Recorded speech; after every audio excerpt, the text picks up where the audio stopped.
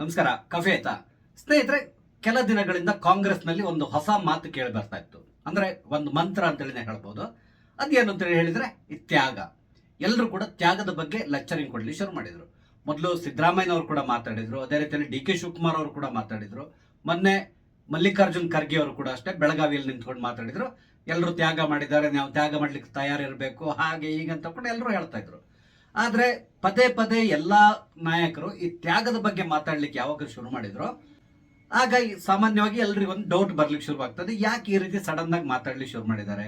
ಇಲ್ಲಿವರೆಗೆ ಯಾರು ಇದ್ರ ಬಗ್ಗೆ ಮಾತಾಡದೇ ಇದ್ದವರು ವೈರಾಗ್ಯದ ಮಾತನ್ನು ಯಾಕೆ ಆಡ್ತಾ ಇದ್ದಾರೆ ಅಂತ ಸಾಮಾನ್ಯವಾಗಿ ಎಲ್ರಿಗೂ ಡೌಟ್ ಬರ್ತದೆ. ಅದೇ ರೀತಿಯಲ್ಲಿ ನಿಮ್ಗೂ ಬಂದಿರ್ತದೆ, ನನಗೂ ಕೂಡ ಡೌಟ್ ಇತ್ತು.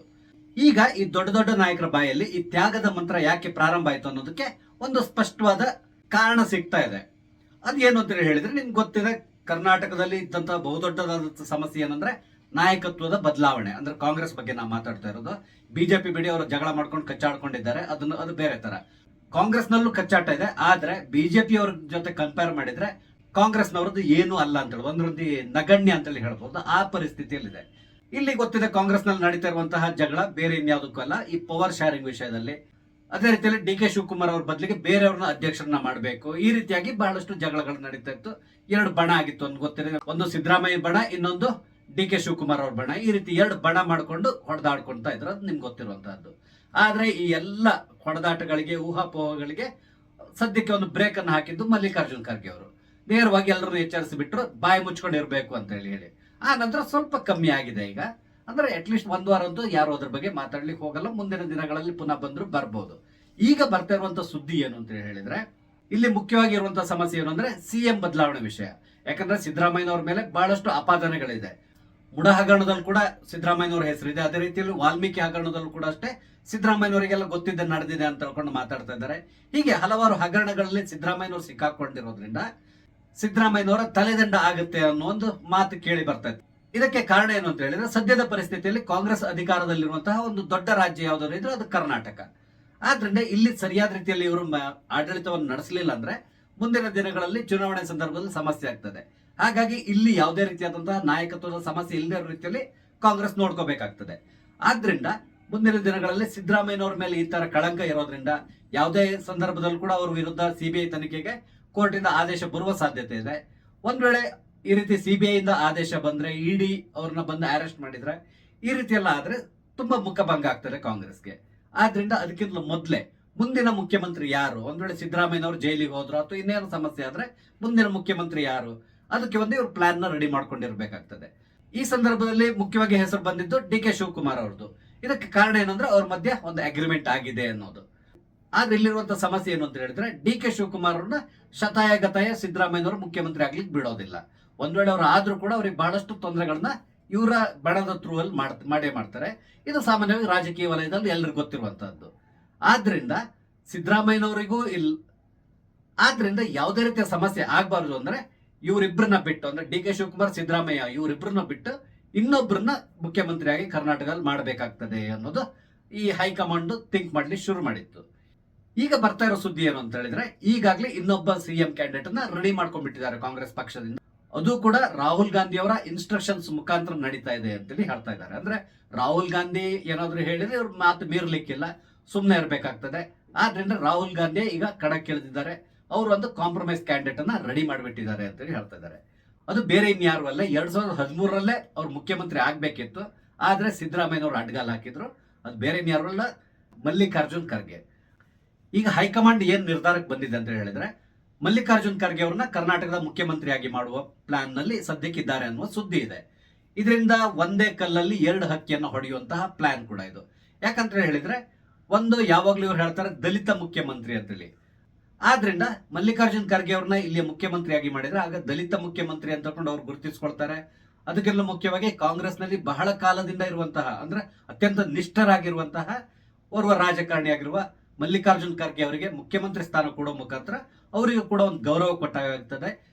ಎಲ್ಲಕ್ಕೆಲ್ಲ ಮುಖ್ಯವಾಗಿ ಅವರು ರಾಜಕೀಯವಾಗಿ ಮುಸ್ಸಂಜೆಯಲ್ಲಿದ್ದಾರೆ. ಅಂದ್ರೆ ಇದೊಂದು ಟರ್ಮ್ ನಲ್ಲಿ ಅವ್ರು ಪೊಲಿಟಿಕ್ಸ್ ನಲ್ಲಿ ಇರಬಹುದು. ಮುಂದಿನ ದಿನಗಳಲ್ಲಿ ಅವ್ರ ಪೊಲಿಟಿಕ್ಸ್ ಇಂದ ನೇಪಥ್ಯಕ್ಕೆ ಸರಿಯುವಂತ ಸಾಧ್ಯತೆಗಳಿರ್ತದೆ. ಯಾಕಂದ್ರೆ ಈಗಾಗಲೇ ಅವರಿಗೆ 89-90 ವರ್ಷದ ಹತ್ರ ಇದ್ದಾರೆ ಅವರು. ಆದ್ರಿಂದ ಅವ್ರನ್ನ ಮುಖ್ಯಮಂತ್ರಿ ಮಾಡುವ ಮುಖಾಂತರ ಅವರಿಗೂ ಕೂಡ ಗೌರವ ಕೊಟ್ಟಾಗ ಆಗ್ತದೆ. ಅದೇ ರೀತಿಯಲ್ಲಿ ದಲಿತ ಮುಖ್ಯಮಂತ್ರಿ ಕೂಗೇನಿದೆ ಆ ಕೂಗಿಗೂ ಕೂಡ ಒಂದು ಪರಿಹಾರ ಸಿಗ್ತದೆ. ಇದಲ್ಲದೇನೆ ಡಿ ಕೆ ಶಿವಕುಮಾರ್ ಕೂಡ ಈ ಹಿಂದೆ ಒಮ್ಮೆ ಹೇಳಿದ್ರು, ಮಲ್ಲಿಕಾರ್ಜುನ್ ಖರ್ಗೆ ಅವರು ಎಲ್ಲಿ ಮುಖ್ಯಮಂತ್ರಿ ಆಗೋದಂದ್ರೆ ಯಾವುದೇ ರೀತಿಯಾದಂತಹ ಸಮಸ್ಯೆ ಇಲ್ಲ, ನಾನು ಅದಕ್ಕೆ ಅಬ್ಜೆಕ್ಷನ್ ಮಾಡಲ್ಲ ಅಂತಕೊಂಡು ಈ ಹಿಂದೆನೆ ಹೇಳಿದ್ದಾರೆ. ಆದ್ರಿಂದ ಮಲ್ಲಿಕಾರ್ಜುನ್ ಖರ್ಗೆ ಅವ್ರನ್ನ ಇಲ್ಲಿಯ ಮುಖ್ಯಮಂತ್ರಿ ಮಾಡಿ ಎಲ್ಲರನ್ನು ಸಮಾಧಾನ ಪಡಿಸುವಂತ ಯೋಚನೆಯಲ್ಲಿ ಹೈಕಮಾಂಡ್ ಇದೆಯಂತೆ. ಇದರಿಂದಾಗಿ ಇನ್ನೊಂದು ಏನಾಗ್ತದೆ ಅಂತ ಹೇಳಿದ್ರೆ, ಈಗ ಸತೀಶ್ ಜಾರಕಿಹೊಳಿ ಟೀಮು ಅಥವಾ ಬೇರೆ ಬೇರೆಯವರೆಲ್ಲರೂ ತುಂಬಾ ಆಕ್ಟಿವ್ ಆಗಿದ್ದಾರಲ್ಲ, ಅಂದ್ರೆ ದಲಿತ ಮುಖ್ಯಮಂತ್ರಿ ಅಥವಾ ಬೇರೆ ಬೇರೆ ರೀತಿಯಲ್ಲಿ ಮಾತಾಡ್ತಾ ಇದ್ರಲ್ಲ, ಅವರು ಕೂಡ ಆಗ ಸೈಲೆಂಟ್ ಆಗಿರ್ಬೇಕಾಗ್ತದೆ. ಇನ್ನೊಂದು, ಕರ್ನಾಟಕದಲ್ಲಿ ಕಾಂಗ್ರೆಸ್ ಅಧ್ಯಕ್ಷ ಪದವಿ ಇದನ್ನ ಕೂಡ ಈಗ ಬದಲಾವಣೆ ಮಾಡುವಂತಹ ಅವಶ್ಯಕತೆ ಬರಲ್ಲ. ಡಿ ಕೆ ಶಿವಕುಮಾರ್ ಯಥಾ ರೀತಿಯಲ್ಲಿ ಮುಂದುವರಿತಾರೆ. ಇಲ್ಲಿ ಇನ್ನೊಂದೇನು ಅಂತ ಹೇಳಿದ್ರೆ, ಡಿ ಕೆ ಶಿವಕುಮಾರ್ ಅವರನ್ನು ಕೂಡ ಇವರು ಸಮಾಧಾನ ಪಡಿಸಲೇಬೇಕಾಗ್ತದೆ. ಅದಕ್ಕೆ ಇವ್ರು ಮಾಡಿರುವಂತ ಉಪಾಯ ಏನು ಅಂತ ಹೇಳಿದ್ರೆ, 2028ರ ಚುನಾವಣೆ 2028ರ ಚುನಾವಣೆಯನ್ನ ಡಿ ಕೆ ಶಿವಕುಮಾರ್ ಅವರ ನೇತೃತ್ವದಲ್ಲೇ ನಾವೆಲ್ಲರೂ ಎದುರಿಸಬೇಕು ಅಂತಕೊಂಡು ನಿರ್ಧಾರಕ್ಕೆ ಬಂದಿದ್ದಾರಂತೆ. ಅಂದ್ರೆ ಯಾವ ರೀತಿ ಅಂತ ಹೇಳಿದ್ರೆ, ಡಿ ಕೆ ಶಿವಕುಮಾರ್ ಅವ್ರನ್ನ ಮುಂದಿನ ಮುಖ್ಯಮಂತ್ರಿ ಅಂತೇಳಿ ಹೇಳಿ ಬಿಂಬಿಸಿ ಅವರ ನೇತೃತ್ವದಲ್ಲಿ ಹೋರಾಟವನ್ನು ನಡೆಸಿ ಒಂದ್ ವೇಳೆ ಗೆದ್ರೆ ಡಿ ಕೆ ಶಿವಕುಮಾರ್ ಅವರಿಗೆ ಪಟ್ಟ ಕಟ್ಟೋದು, ಈ ರೀತಿಯಾದಂತಹ ಒಂದು ಸಂಧಾನ ಸೂತ್ರಕ್ಕೆ ಸದ್ಯಕ್ಕೀಗ ಹೈಕಮಾಂಡ್ ಬಂದಿದೆ ಅಂತೇಳಿ ಹೇಳ್ತಾ ಇದ್ದಾರೆ. ಈ ರೀತಿ ನಡೀತಾ ಇರೋದೆಲ್ಲದು ನಿಜ ಅನ್ನುವ ಒಂದು ಸುದ್ದಿ ಕೂಡ ಇದೆ. ಈ ತರ ಆದ್ರೆ ಕೆಲವೇ ತಿಂಗಳುಗಳಲ್ಲಿ ಬಹುಶಃ ಸಿದ್ದರಾಮಯ್ಯನವರ ಬದಲಿಗೆ ಮಲ್ಲಿಕಾರ್ಜುನ್ ಖರ್ಗೆ ಅವರನ್ನ ಇಲ್ಲಿಯ ಮುಖ್ಯಮಂತ್ರಿಯಾಗಿ ಮಾಡುವಂತಹ ಸಾಧ್ಯತೆಗಳು ತುಂಬಾ ನಿಚ್ಚಳವಾಗಿದೆ. ಹಾಗಾದ್ರೆ ಎಐಸಿಸಿ ಅಧ್ಯಕ್ಷರನ್ನಾಗಿ ಯಾರನ್ನ ಮಾಡ್ತಾರೆ ಅಂದ್ರೆ, ಮಲ್ಲಿಕಾರ್ಜುನ್ ಖರ್ಗೆ ಅವರು ಇಲ್ಲಿ ಬಂದ್ರೆ ಅಲ್ಲಿ ಯಾರೊಬ್ಬರನ್ನ ಕೂರಿಸ್ಬೇಕಲ್ಲ ಇವರು. ಆಗ ನಿಸ್ಸಂಶಯವಾಗಿ ಯಾರನ್ನಾದ್ರೂ ಉತ್ತರ ಭಾರತದವ್ರನ್ನೇ ಅಲ್ಲಿಯ ಅಧ್ಯಕ್ಷರನ್ನಾಗಿ ಮಾಡುವಂತ ಸಾಧ್ಯತೆಗಳು ಕೂಡ ಇರ್ತದೆ. ಅಥವಾ ಕಳೆದ ಬಾರಿ ಸೋತಿದ್ದಾರಲ್ಲ ಶಶಿ ತರೂರ್, ಅವ್ರನ್ನ ಕೂಡ ಕೂರಿಸಬಹುದು. ಆ ಸಾಧ್ಯತೆಗಳು ತುಂಬಾ ಕಮ್ಮಿ. ಇಲ್ಲ, ಈಗ ಅಶೋಕ್ ಗೆಹ್ಲೋಟ್ ಅವರಿದ್ದಾರೆ, ಅವ್ರನ್ನ ಕೂಡ ಕೂರಿಸುವಂತ ಸಾಧ್ಯತೆಗಳಿರ್ತದೆ. ಆ ಮುಖಾಂತರ ಪಕ್ಷದ ಸಂಘಟನೆಗೆ ಅಲ್ಲಿ ಒತ್ತು ಕೊಡ್ಲಿಕ್ಕೆ ಪ್ರಯತ್ನಿಸ್ತಾರೆ.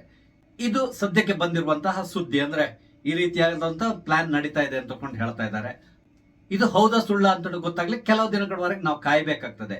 ಯಾಕಂತೇಳಿ ಹೇಳಿದ್ರೆ, ಸಿದ್ದರಾಮಯ್ಯನವರು ಯಾವುದೇ ಸಂದರ್ಭದಲ್ಲಿ ಮುಡಾ ಹಗರಣದಲ್ಲಿ ಇಡಿಯಿಂದ ಬಂಧನಕ್ಕೊಳಗಾಗುವಂತ ಸಾಧ್ಯತೆಗಳು ಇದ್ದೇ ಇದೆ. ಅಂದ್ರೆ ಸದ್ಯದಲ್ಲಿ ಅವ್ರನ್ನ ಎನ್ಕ್ವೈರಿ ಕರೀತಾರೆ ಅನ್ನುವ ಸುದ್ದಿ ಇದೆ. ಒಂದ್ ವೇಳೆ ಸಿದ್ದರಾಮಯ್ಯನವರು ವಿಚಾರಣೆ ಹಾಜರಾಗಿ ಅಲ್ಲಿ ಸಂಪೂರ್ಣವಾದಂತಹ ಎಲ್ಲಾ ರೀತಿಯಾದಂತಹ ಡಾಕ್ಯುಮೆಂಟ್ಸ್ ನ ಇಡಿ ಅವರು ಕಲೆಕ್ಟ್ ಮಾಡ್ತಾ ಇದ್ದಾರೆ ಅನ್ನೋ ಸುದ್ದಿ ಕೂಡ ಇದೆ.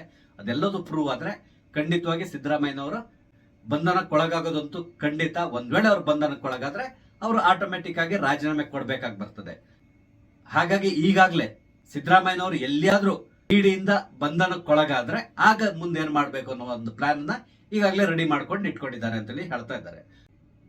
ಸ್ನೇಹಿತರೆ, ಈ ಎಲ್ಲ ವಿಷಯಗಳಿಗೂ ಸದ್ಯದಲ್ಲಿ ಒಂದು ತಿಲಾಂಜಲಿ ಬೀಳುವ ಸಾಧ್ಯತೆಗಳು ಕೂಡ ಇದೆ. ಅಲ್ಲಿವರೆಗೆ ನಾವು ಕಾದ್ ನೋಡ್ಬೇಕು. ನೋಡೋಣ ಮುಂದಿನ ದಿನಗಳಲ್ಲಿ ಇಲ್ಲಿ ಮುಖ್ಯಮಂತ್ರಿ ಬದಲಾವಣೆ ಆಗ್ತಾರ, ಅದೇ ರೀತಿಯಲ್ಲಿ ಮಲ್ಲಿಕಾರ್ಜುನ್ ಖರ್ಗೆ ಅವರು ಕರ್ನಾಟಕ ಪೊಲಿಟಿಕ್ಸ್ಗೆ ಪುನಃ ಬರ್ತಾರ, ಅಂದ್ರೆ ಮುಖ್ಯಮಂತ್ರಿ ಆಗಿ ಬರ್ತಾರ, ಎಲ್ಲದನ್ನು ನಾವು ಕಾದ್ ನೋಡೋಣ. ಬಟ್ ಇನ್ನೊಂದೇನು ಅಂತ ಹೇಳಿದ್ರೆ, ಒಂದ್ ವೇಳೆ ಮಲ್ಲಿಕಾರ್ಜುನ್ ಖರ್ಗೆ ಅವ್ರು ಬಂದ್ರೆ ಇಲ್ಲಿರುವಂತಹ ಜೂನಿಯರ್ ಖರ್ಗೆ ಇವ್ರು ಯಾವ ಮಟ್ಟಕ್ಕೆ ಹೋಗ್ಬೋದು, ಇದ್ರ ಬಗ್ಗೆ ಕೂಡ ನನ್ಗೆ ಬಹಳಷ್ಟು ಕುತೂಹಲ ಇದೆ. ನೋಡೋಣ ಏನೆಲ್ಲ ಆಗ್ತದೆ ಅಂತಕೊಂಡು. ಸ್ನೇಹಿತರೆ, ನಾನು ಹಂಚ್ಕೊಂಡಂತ ವಿಷಯ ನಿಮ್ಗೆ ಇಷ್ಟ ಆದ್ರೆ ದಯವಿಟ್ಟು ಲೈಕ್ ಮಾಡಿ, ಶೇರ್ ಮಾಡಿ, ಹಾಗೆ ದಯವಿಟ್ಟು ನನ್ನ ಚಾನಲ್ ಸಬ್ಸ್ಕ್ರೈಬ್ ಮಾಡಿ. ನಮಸ್ತೆ, ಜೈ ಹಿಂದ್.